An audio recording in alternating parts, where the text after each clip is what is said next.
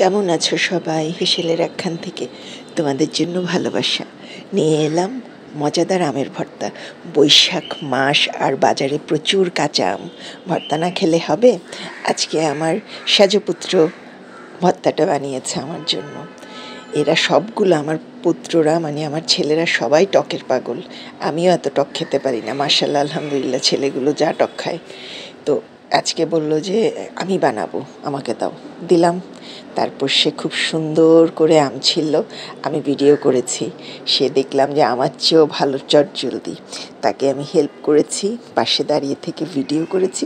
But সে মোটামুটি খুব সুন্দর করে সব কিছু অ্যারেঞ্জ করে ভর্তা বানিয়ে ফেলেছে। এরকম ছেলে হলে আর কি লাগে। আলহামদুলিল্লাহ, আল্লাহ আমার ছেলেগুলোকে নেখায়াত দিক, অনেক বড় মানুষ বানাক, ভালো মানুষ বানাক। তো আম কাটা শেষ হয়েছে, কুচি আমগুলোতে দিয়ে দিয়েছে লবণ।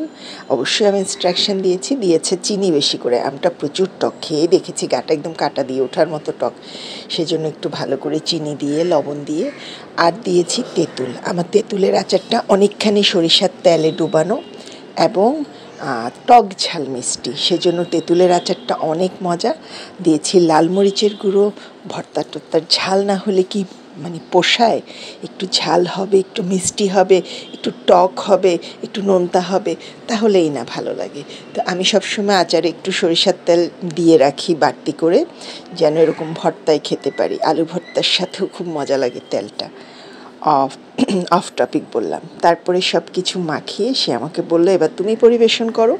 আমি বানিয়ে দিয়েছি, দাও সবাইকে। তো এইরকম মজাদার মুখরোচক ভর্তা হলে তো জিভে পানি চলে আসে। তো দিলাম পুত্রদেরকে ভাগ করে, আমিও নিলাম। সেই মজা হয়েছে, বিশ্বাস করো। কাঁচা আমের সিজন, তোমাদের জন্য নিয়ে আসবো আমের রেসিপি। সাথে থাকো সবাই।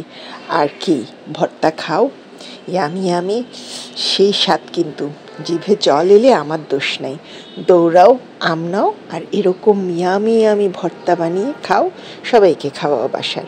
ভালো থেকো সবাই, সাথে থেকো। আশা করি একসাথে আমরা অনেক কিছু করতে পারবো।